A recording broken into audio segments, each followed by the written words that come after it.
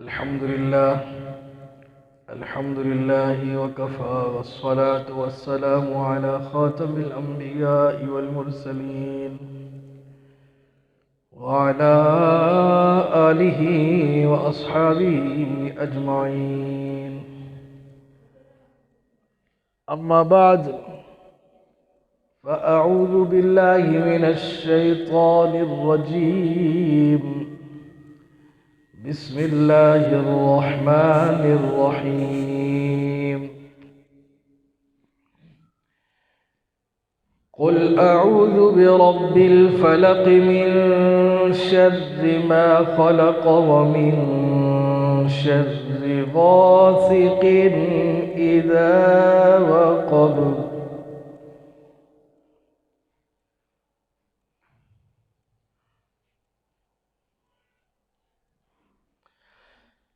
ومن شر النفاثات في العقد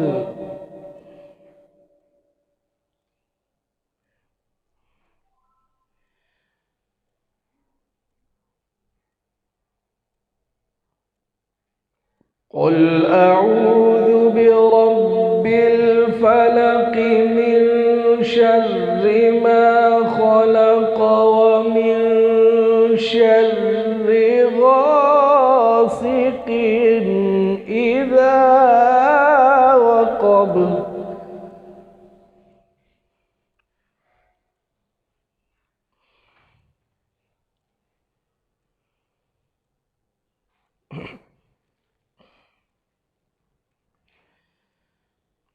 ومن شر النفاثات في العقد ومن شر حاسد إذا حسد. صدق الله العظيم وبلغنا رسوله النبي الكريم، ونحن على ذلك لمن الشاهدين والشاكرين، والحمد لله رب العالمين. رب اشرح لي صدري ويسر لي أمري واحلل عقدة من لساني يفقه قولي. رب زدني علما رب زدني علما رب زدني علما. درود شریف پڑھ لیں سارے حضرات. اللهم صل على سيدنا ومولانا محمد وعلى آل سيدنا ومولانا محمد وبارك وسلم وصل عليه. جزا الله عنا سيدنا ومولانا محمدا صلى الله عليه وسلم ما هو أهله، وصلى الله على النبي الأمي الكريم.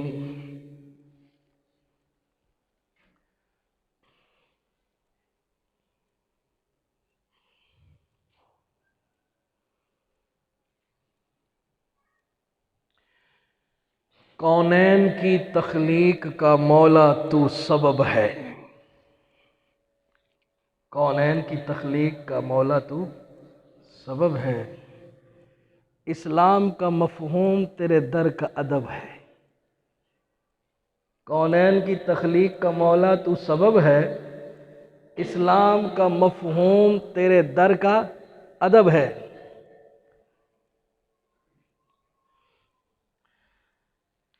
طٰہٰ سے عیاں ہے تیری سیرت کا قصیدہ. طٰہٰ سے عیاں ہے تیری سیرت کا قصیدہ. یاسین قرآن میں مولا تیرا نام و نسب ہے.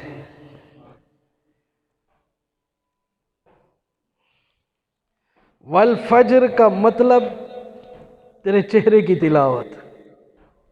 والفجر کا مطلب تیرے چہرے کی تلاوت.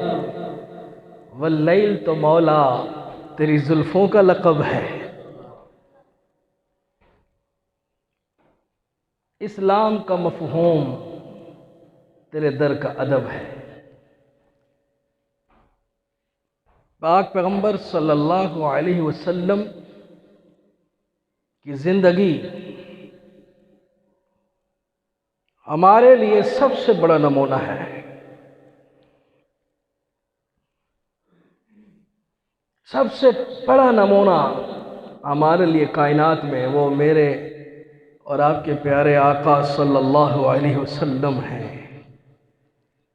لَقَدْ كَانَ لَكُمْ فِي رَسُولِ اللَّهِ أُسْوَةٌ حَسَنَةٌ، خود اللہ نے فرمایا ہے تمہارے لیے میرے پیغمبر کی زندگی جو ہے وہ ایک نمونہ ہے، اسوہ حسنہ ہے۔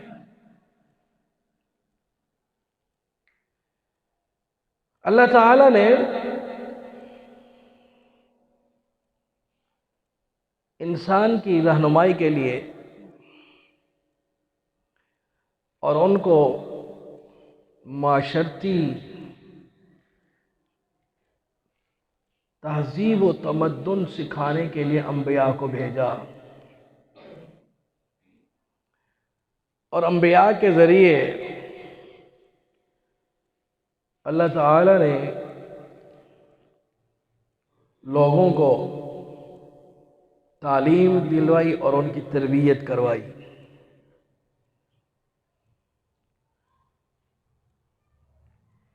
اللہ بڑے ہیں، اللہ رب العزت اپنے نبیوں سے اور اپنے بندوں سے جو کام لے وہ لے سکتا ہے۔ نبی بڑے ہوتے ہیں، امتی سے جو کام لیں وہ لے سکتے ہیں۔ امتیوں میں اللہ تعالیٰ نے امور دنیا کے لیے درجات بنا دیے ہیں۔ کسی کو امیر بنا دیا، کسی کو غریب بنا دیا، کسی کو سیٹھ بنا دیا، کسی کو ملازم بنا دیا، کسی کو سربراہ بنا دیا، کسی کو رعایا بنا دیا۔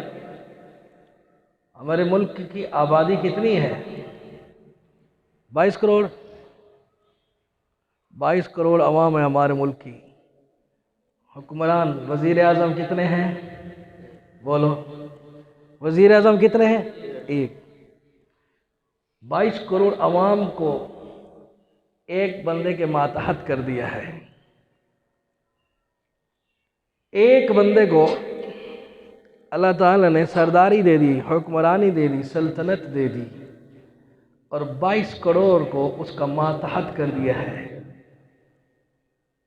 یہ امور دنیا جو ہے اس کے لیے انتظامی امور میں اللہ تعالیٰ نے ہماری تربیت جو فرمائی ہے وہ اسی طرح فرمائی ہے، ان الحکم الا للہ، ان الحکم الا للہ، حکم صرف اللہ کا ہے۔ سب سے پہلے ہمیں یہ سبق سکھایا ہے، سب سے پہلا ہمیں درس یہ دیا ہے کہ حکم کس کا ہے؟ اللہ۔ حکم کس کا ہے؟ اللہ۔ یعنی حکومت کس کی ہے؟ حاکمیت کس کی ہے؟ اللہ۔ حاکم حقیقی کون ہے؟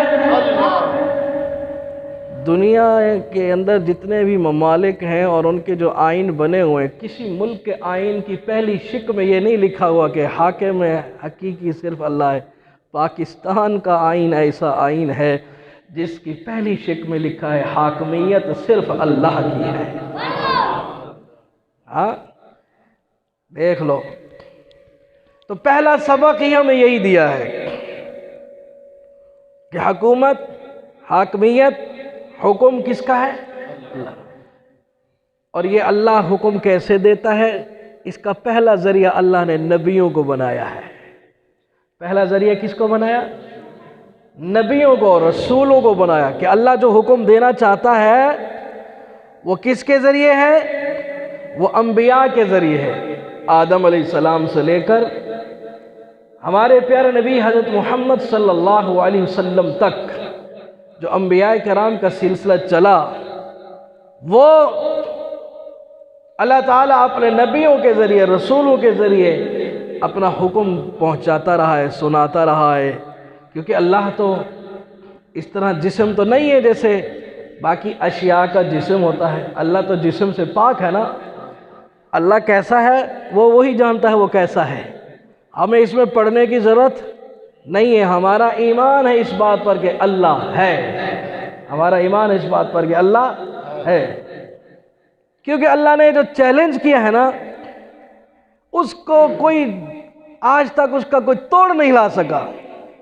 اللہ نے چیلنج کیا ہے یہ سورج میں نے بنایا ہے، اگر کوئی اور ہوتا تو وہ اس دعوے کو رد کر کے دکھاتا، ہاں اپنا سورج لا کے دکھاتا۔ اللہ فرماتا ہے یہ چاند میں نے بنایا، دعویٰ کیا نا اللہ نے، چیلنج کیا ہے۔ اگر کسی اور کا ہوتا تو وہ آتا نا سامنے۔ ادھر ایک پلاٹ پڑا ہو، یہاں کچھ خالی پلاٹ پڑے ہیں، آپ کے پاس بھی پڑے ہیں، کوئی آ کے اس پہ شتیر گاڑ دے، پلر لگا دے، چھت بنا دے اور وہ یہ کہے کہ یہ میرا ہے، اور اس کا ہو نا دوسرا بندہ کاغذات لے کے آ جائے گا، چل نکل یہاں سے، یہ تو میرا نام رجسٹری انتقال ہے، تو کہاں سے آ گیا ہے؟ تو اس کا دعویٰ تو رد ہو گیا نا جس نے چھپرا ڈالا ہے۔ ہاں بھائی، تو اللہ نے چیلنج کیا یہ آسمان میں نے بنایا، کسی اور نے بنایا تو آئے سامنے۔ نمرود کو بھی شوق چڑھا تھا خدا بننے کا، نمرود کو بھی مستی چڑھی تھی خدا بننے کی۔ نمرود جب اس نے خدائی کا دعویٰ کیا ہوا تھا تو اللہ نے اس کے پاس اپنا نبی، اپنا رسول، اپنا پیغمبر ابراہیم علیہ السلام بھیجا۔ حضرت ابراہیم علیہ السلام نے اس کو سمجھایا، لیکن اس کے عقل میں بات نہیں آ رہی تھی، بے عقل تھا نا۔ عقل زیادہ ہو اور کام صحیح نہ کرے تو پھر وہ بھی بے عقل بن جاتا ہے، وہ اس کو کہتے پڑھا لکھا جاہل۔ ہاں، ابراہیم علیہ السلام نے اس کو عام عادت کے مطابق عام لفظوں میں سمجھایا، بھئی دیکھو اللہ وہ ہے جو زندگی دیتا ہے، موت دیتا ہے۔ اس نے کہا یہ کوئی اوکھا کام ہے، میں ہی زندگی دے سکتا ہوں، میں بھی مار سکتا ہوں۔ جس کو قید تھی سزائے موت کی اس کو رہا کر دیا، عام بندے کو پکڑ کے مار دیا، کہتے دیکھو اس کو میں نے زندگی دے دی، اس کو میں نے موت دے دی۔ چبل آدمی کو مطلب سمجھ نہیں آیا کہ زندگی موت کا مفہوم کیا ہے؟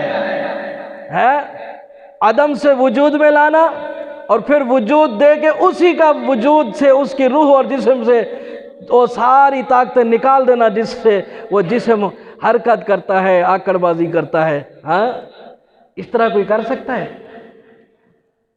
اس کو یہ مفہوم تو سمجھ نہیں ہے نا۔ ابراہیم علیہ السلام بھی سمجھ گئے، اللہ کے نبی رسول سمجھدار ہوتے ہیں۔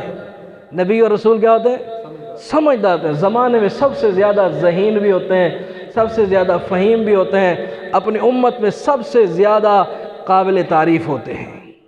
اللہ اپنے نبیوں کو عیبوں سے پاک کر دیتا ہے، ان کی تخلیق ایسی کرتا ہے، ان میں نقص نہیں رکھتا، تاکہ کوئی بندہ آ کر ان کی تخلیقی صفت پر انگلی نہ اٹھا سکے کہ تیرے اندر تو یہ نقص ہے اور تو نبی بن گیا ہے۔ جیسے ہم قادیان کے شیطان مرزا غلام قادیانی کہتے ہیں، او ڈیڈو بینٹ آنکھ بیدہ شیطانہ، آنکھ تیری ایک ہے نہیں تو نبوت کا دعویٰ کیتی بیٹھا ہے، تو مریا تو ٹٹی کھانے ہے، نبوت کا دعویٰ کری بیٹھا ہے۔ نبی تو درخت میں چلا جاتا ہے، وہ چر تو جاتا ہے، شہادت تو پا لیتا ہے، اللہ اس کو بری موت نہیں عطا کرتا۔ نبی شہید تو ہو جاتے ہیں، اور یاد رکھو نبی ڈرپوک بھی نہیں ہوتے، جو نبی ہوتے ہیں وہ ڈرپوک بھی۔ پچھلے دنوں ایک ٹرینڈ چلا ہے، گوگل پہ کسی نے ایک بات چلا دی، شورشا چھوڑ دیا کہ اسلام کا خلیفہ، موجودہ خلیفہ کون ہے؟ تو لوگوں نے، انسانی طبیعت ہے نا، لوگوں نے کہا دیکھیں یار کون ہے۔ جب اس کو کلک کیا تو قادیانیوں کے مرزا مسرور شیطان کا نام آ گیا۔ اب وہ تو کافر ہے، مسلمانوں کا خلیفہ کہاں سے آ گیا وہ؟ اب لوگوں نے دھڑا دھڑ اس کے خلاف فیڈ بیک دینا شروع کر دیا۔ اگرچہ مسلمانوں نے اپنے جذبات کا اظہار کیا، لیکن وہ اس جو محاذ ہے، انٹرنیٹ کا جو محاذ ہے، اس میں وہ اوپر آ گیا۔ اب جو لوگ کچے ذہن کے ہیں وہ اس کو دیکھ کے اس کی ہسٹری پڑھنے میں کوئی گمراہ بھی ہو سکتا ہے، کوئی پھسل بھی سکتا ہے۔ اگر ایک آدمی بھی قادیانی ہو گیا، ان کے پیسے تو پورے ہو گئے، بہرحال مسلمانوں نے اپنے جذبات کا اظہار کیا ہے، ٹھیک کیا ہے، لیکن اس میں ایک اور چیز جو برآمد ہوئی مسلمانوں کو، وہ کیا ہوئی؟ اس کو فیڈ بیک دیتے دیتے اچانک کسی کے سامنے آ گیا، مجھے انگلش تو پوری صحیح نہیں آتی، ماسٹر صاحب بیٹھے ہیں تصحیح فرما دیں گے، اس میں لکھا تھا 10 people dead in the toilet. یہ ترجمہ اس کا کیا بنے گا؟ 10 آدمی جو لیٹرین میں مرے ہیں، ٹھیک ہے؟ اب اس کی ہسٹری نیچے لکھی ہے، جب اس کو کھولو تو وہ 10 کے 10 کافر ہیں، وہ 10 کے 10 کیا ہے؟ کافر ہیں۔ اب جب آپ اس کو کھولو گے تو 5ویں نمبر پر مرزا غلام قادیانی کا فوٹو لگاؤ، کہہ دو سبحان اللہ۔ 5ویں نمبر پہ کس کا نام ہے؟ مرزا غلام قادیانی کا۔ اور جس ڈاکٹر سے اس نے علاج کروایا تھا، جس ڈاکٹر کے گھر میں وہ پڑا ہوا تھا، اس ڈاکٹر نے یہ لکھا ہے کہ یہ آخری وصیت لکھنے کے بعد واش روم میں گیا، پیچس کا اس کو مرض ہو گیا تھا، اس کو اتنی پیچس آتی تھی، دن میں 50 پیچس مارتا تھا یہ، اور آخر میں وہ پیچس کرنے گیا تو وہیں اس کی ڈیتھ ہو گئی، وہیں مر گیا، وہیں اس کی ڈیڈ باڈی ملی ہے۔ تو بھئی اتنی بری موت، اور اللہ اپنے ولیوں کو بھی ایسی بری موت نہیں دیتا وہی، ہاں جو اللہ کے ولی ہوتے ہیں نا، اللہ ان کو بھی بری موت نہیں دیتا۔ اور نبی تو بڑی شے ہوتی ہے، نبی کا مقام تو بڑا ہوتا ہے۔ پھر اس میں لکھا ہوا ہے کہ مرزے کے بعض فالور نے اس کا انکار کیا ہے، انہوں نے کہا یہ اچھی بات نہیں ہے کہ مقام اس کا نبوت کا ہے اور لیٹرین میں مرا ہے، انہوں نے اپنا تبصرہ کیا ہے، تو وہ اپنا خلیفہ مشہور کراتے کراتے اپنے باپ کا حلیہ دکھا بیٹھے ہیں، ہاں بھائی۔ تو مسلمانوں کو اس میں فائدہ ہو گیا، ورنہ ہم جب لوگوں کو بتاتے تھے نا کہ مرزا قادیانی لیٹرین میں مرا، تو کئی لوگ ہم سے پوچھتے تھے یار یہ کہاں لکھا ہوا ہے؟ حالانکہ اس کے بیٹے بشیر الدین ایم اے نے خود اپنی کتاب میں لکھا ہے کہ بابا کو پیچز ہو گئے تھے اور اسی حال میں مرا ہے، ڈرتے ڈرتے اس نے لکھا تو ہے، لیکن گوگل نے، جس گوگل پہ تم بادشاہ بننے کی کوشش کر رہے تھے، اس گوگل نے تمہاری اصل بادشاہی دکھا دی لیٹرین والی، کہو سبحان اللہ۔ تو مسلمانوں کو اللہ نے پھر یہاں یہ تحفہ دے دیا، اب سب مسلمانوں کے بعد دلیل آ گئی۔ اب اس کے جھوٹ اور کذاب اور دجال ہونے کے لیے یہ کتنی بڑی دلیل ہے کہ ان کے اپنے باپ گوگل نے بتا دیا کہ ان کا دادا لیٹرین میں مرا ہے، ہاں بھائی۔ تو نبی جو ہوتا ہے اللہ تعالیٰ اسے مقام شہادت تو عطا فرما دیتے ہیں، لیکن اللہ تعالیٰ اس کے ساتھ ایسی کوئی چیز موصوف نہیں ہونے دیتے جس سے مقام نبوت پہ، شان نبوت پہ آنچ آ جائے، کیونکہ یہ اللہ کا نبی جو سچا ہوتا ہے اس کی مدد اور نصرت حفاظت اللہ خود کرتا ہے، کہو سبحان اللہ۔ اور جب نبی کسی کو کوئی چیلنج کر دے تو اللہ تعالیٰ کو نظام کائنات میں، اپنے نظام میں خرق عادت، خلاف عادت کام کرنے پڑتے ہیں۔ اللہ تعالیٰ نظام کا، جو کائنات کا نظام چلا رہے ہوتے ہیں، اس سے ہٹ کر نظام تبدیل کر کے اپنے نبی کی سچائی کو بیان کرتے ہیں۔ یار کبھی پتھر بھی بولتے ہیں، پتھر بولتے ہیں، یہ دیوار بولے گی ماسٹر صاحب، پتھر بھی کبھی بولتے ہیں۔ ہائے سچے نبی نے جب اشارہ کیا، بولے کہ نہیں بولے یار؟ ہے ہاتھ کنکری پا بو جہل آکھے 10 مدنی اے ہے کیا، ہے مٹھ کنکری بول آکھے صلو علیہ وآلہ۔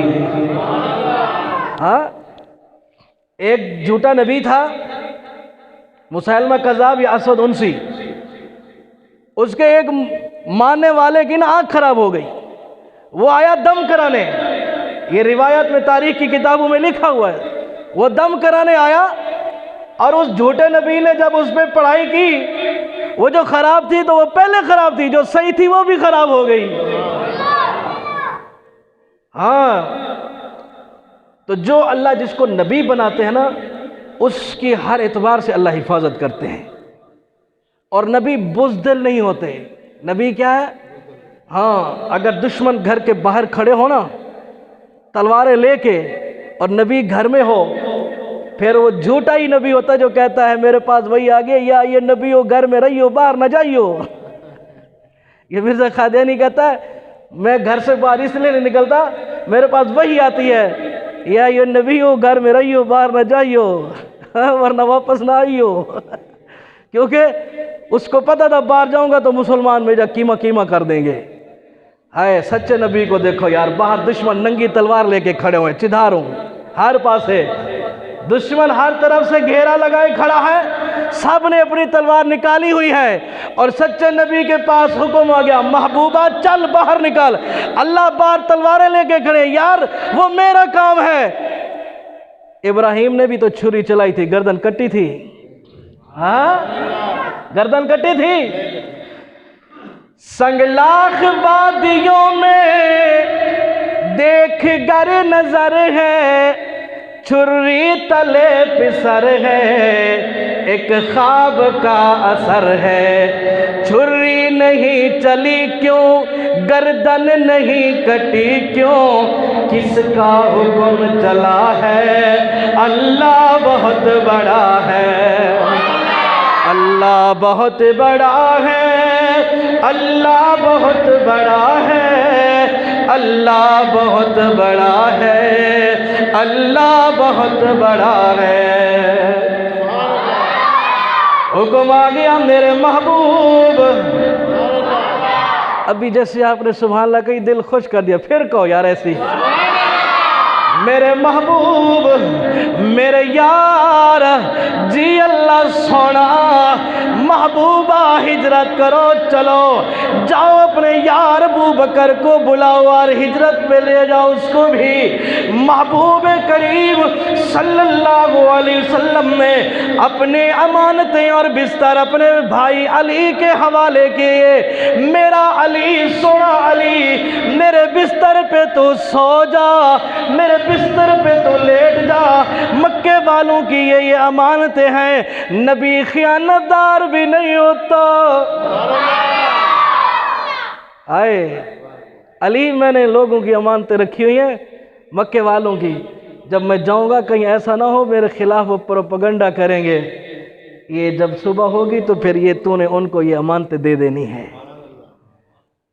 حضرت علی رضی اللہ تعالیٰ فرماتے ہیں، آج کی رات میں زندگی میں پہلی دفعہ بے خوف ہو کے سویا ہوں کہ آج رات مجھے موت نہیں آئے گی، آج کی رات مجھے موت. پیر علی سیاب کو اتنی امید کیسے لگ گئی، اتنا یقین کیسے ہو گیا، موت کی تو پل بھر کی خبر نہیں ہے. آگاہ اپنی موت سے کوئی بشر نہیں، آگاہ اپنی موت سے کوئی بشر نہیں. سامان 100 برس کا پل کی خبر نہیں. سنا علی سائی، آج آپ کو اتنا یقین کیسے ہو گیا کہ آپ کو آج رات موت نہیں آئے گی؟ آج سکون سے پڑے ہیں، آج بے خوف و خطر پڑے ہیں. آغا پیر علی سائی فرماتے ہیں، رحمت دو عالم جو گارنٹی دے کے جا رہے ہیں. سونا نبی، سچا نبی جو فرما کے جا رہا ہے، علی یہ میری امانتیں ہیں، دے دینا. جب تک نبی کی امانتیں نہیں پہنچاؤں گا موت کیا لینے آئے گی.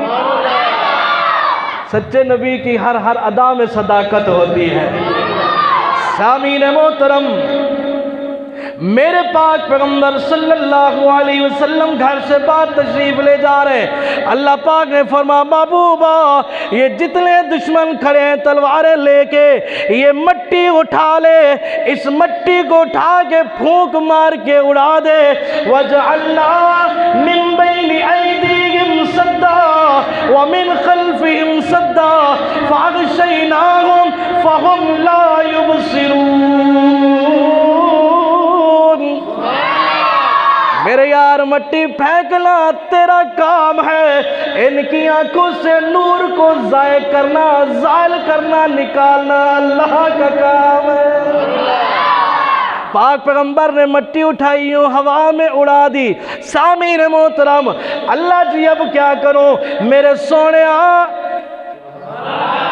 جانا نہیں ہے ایسے. کوئی یہ نہ کہے اللہ کا نبی سچا نبی چھپ کے گیا تھا۔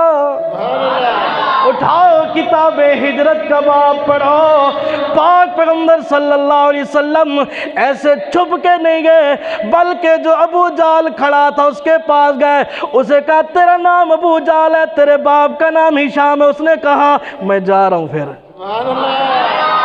اتنی چھوٹی، سبحان اللہ یار،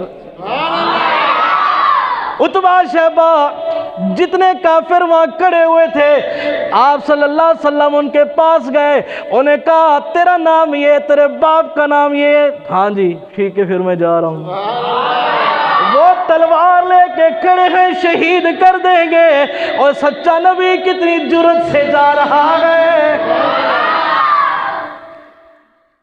کہتا ہے کافر پھر غار میں کیوں چھپے تھے؟ میں نے کہا غار میں چھپے نہیں تھے، صدیق نے کہا سونیا تسی تھک گئے ہو کہ تھیں آرام کر گھنو، اور یار نے مجبور کیا ہے، یار برداشت نہیں کر رہا تھا جو جانثار ساتھ جا رہا تھا، اس نے کہا سونیا تھک گئے کہیں تھوڑی دیر ٹھہر جاتے ہیں، اور پاک پیغمبر صلی اللہ علیہ وسلم کو یار نے کہا سیاں ادھر ایک غار ہے، پہاڑ پہ جاتے ہیں، اس غار میں جا کے آرام کرتے ہیں۔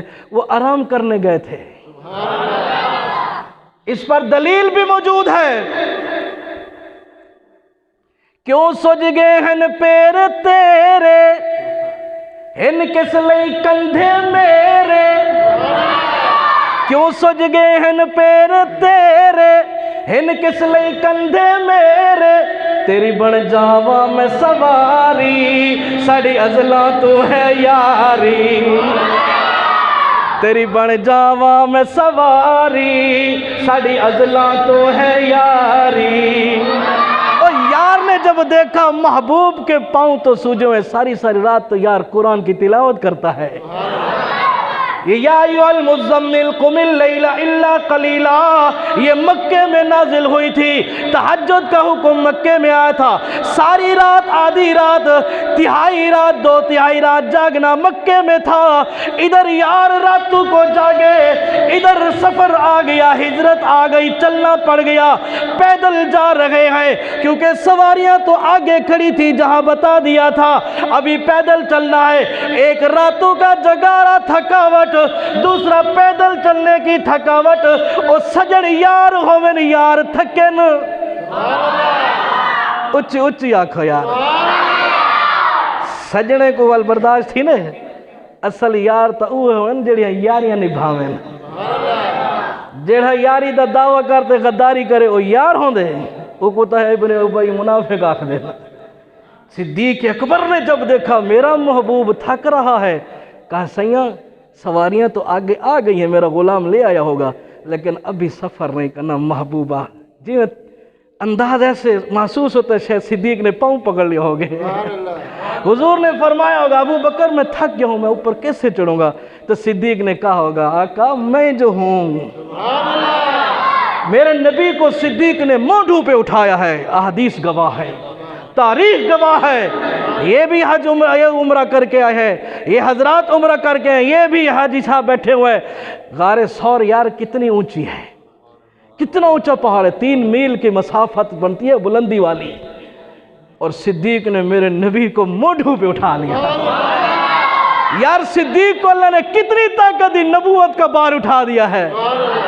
جب کعبے میں بت توڑ رہے تھے، اونچے اونچے تھے، سڑے علی کا ہاتھ نہیں پہنچ رہا تھا، علی سے نے فرمایا سونیا محبوبہ بت کچھ اوپر لٹکے ہو، میرا ہاتھ نہیں پہنچتا، آپ میرے موڈے پہ چڑھ جاؤ، اتار دو۔ سوئے نبی نے فرمایا علی وہ صدیق ہے جو نبوت کا بار اٹھا لے۔ سونیا میں بھی چوک لے ایسا آ جاؤ، فرمایا نہیں علی تو میرے موڈیاں تے آ جا، تو میرے موڈیاں تے آ جا۔ علی کو حضور نے اٹھایا، حضور کو صدیق نے اٹھایا، اور جس نے نبوت کا بار اٹھایا پھر حق اس کا بنتا ہے کہ پہلا خلیفہ وہی بنے۔ ہاں سامعین محترم، جس کو اللہ نبی بناتا ہے اسے نبوت والی صفات عطا فرماتا ہے، لوگوں میں اللہ تعالیٰ اسے ممتاز رکھتا ہے، اسے لوگوں کے اندر جو عیب ہوتے ہیں اس سے پاک رکھتا ہے۔ یحییٰ علیہ السلام کے بارے میں جو بات آتی ہے نا کہ انہوں نے شادی نہیں کی تھی، یہ مطلب نہیں ہے کہ وہ نعوذ باللہ نقص تھا ان کو. وہ جیسے بعض صوفیاء کرام ہوتے ہیں نا، وہ اللہ کا ذکر کر کر کے خواہشات ان کی مر جاتی ہیں، دب جاتی ہیں، ان کو اس چیز کا شوق ہی نہیں رہتا. وہ اللہ کے نبی تھے، اللہ تعالیٰ نے ان کو عورتوں کا شوق ہی نہیں دیا تھا، شادی کی طرف انہوں نے رغبت ہی نہیں کی ہے. یہ بھی ہمارے لیے اللہ نے حجت بنائی ہے. بعد میں آنے والے لوگ جو ہے نا، اگر کوئی اس طرح بھی زندگی گزارنا چاہے تو یحییٰ علیہ السلام ان کے لیے نمونہ ہے. بہت سارے اولیاء کرام، ہمارے جو دادا مرشد تھے میرے نقشبندی سلسلے میں، حافظ محمد سعید صاحب رحمۃ اللہ علیہ، میرے شیخ کے استاد، انہوں نے زندگی بھر شادی نہیں کی تھی، اور اللہ تعالیٰ نے ان کو ولایت میں ایسا مقام عطا فرمایا تھا کہ آپ اپنے زمانے کے جلیل القدر نقشبندی بزرگوں میں گزرے ہیں. ہمارے حضرت فرماتے ہیں ایک دفعہ ہم دعوت پہ چلے گئے تو وہاں پر مہمان جن کے ہم ٹھہرے، میزبان نے ایک رضائی دی. سردیوں کا موسم تھا تو رات کو جب حضرت لیٹنے لگے اپنے اذکار سے فارغ ہو کے، تو وہ رضائی جیسے لی فوراً اتار دی. اب حضرت سردی میں پڑے ہوئے. حضرت ہمارے فرماتے ہیں میں بھی ساتھ تھا، میری آنکھ کھل گئی، میں نے دیکھا استاد جی جو ہے، مرشد پاک جو ہے، وہ بغیر رضائی کے، یہ میرے حضرت نام لکھا ہے، سلطان الاولیاء شیخ الحدیث حضرت مولانا محمد رمضان صاحب دامت برکات علیہ. حضرت جی فرماتے ہیں میں نے جب دیکھا استاد جی بغیر رضائی کے لیٹے ہوئے، میں بیٹھا ہوں، اٹھاؤں کیسے، ادب بھی ہے. بہرحال استاد صاحب کو نیند تو تھی نہیں، وہ اپنے ذکر اذکار میں لیٹے ہوئے. اللہ والے لیٹے جاگتے سوتے اٹھتے بیٹھتے ہر وقت اللہ اللہ کرتے ہیں. تو انہوں نے آنکھ کھولا، میں نے دیکھا حضرت استاد جاگ رہے. میں نے کہا استاد جی رضائی کیوں نہیں لے رہے؟ مجھے کہتے ہیں بیٹا یہ لگتا ہے کسی عورت کی استعمال کی ہوئی رضائی ہے. اب کیا کریں، وہ شاگرد جو سجن ہوتے ہیں نا، دیوانے ہوتے ہیں، ان سے نہیں برداشت ہوتا. وہ ہمیشہ وفا کرتے ہیں، اور یہ وفا ہمیں صدیق نے سکھائی ہے. حضرت فرماتے ہیں میں تھوڑا سا میرے اندر کھلبلی مچ گئی، میں نے کوئی ایسا سسٹم کروں کہ گھر والے جو نا ادھر آئیں. ایسا انہوں نے کوئی نظام کیا تو گھر والوں نے آ کے پوچھا کیا ہوا؟ فرمایا یہ رضائی کہاں سے؟ انہوں نے کہا پیٹی سے نکالیے. کہا پیٹی سے تو نکالیے، کسی عورت کی استعمال کی ہوئی ہے. وہ آدمی نے کہا نہیں ایسی بات نہیں ہے. استاد جی نے فرمایا میں نے آپ سے کہا تھا کہ رضائی عورت کی استعمال شدہ نہیں دینا، آپ نے دے دی ہے. استاد جی نے اتاری. اندر گئے، تحقیق کی، پتہ چلا ہاں ایک دن مہمان آئے تھے تو ایک خاتون نے یہ رضائی لی تھی. سمجھ گئے؟ تو یہ جو اس چیز سے اپنے آپ کو پاک رکھتے ہیں نا، پھر اللہ تعالیٰ ان کو ہمیشہ ہی پاک رکھتے ہیں. ہاں یہ بھی اللہ کی طرف سے ہوتا ہے. تو بھائیوں، اللہ تعالیٰ ہمیں انبیاء والی صفات نصیب فرمائے. پاک پیغمبر صلی اللہ علیہ وسلم ہمارے لیے نمونہ ہے. حضور کی اللہ ہمیں اطاعت نصیب فرمائے. اللہ تعالیٰ ہم سب کو اپنی رضا نصیب فرمائے. وآخر دعوانا الحمدللہ رب العالمین.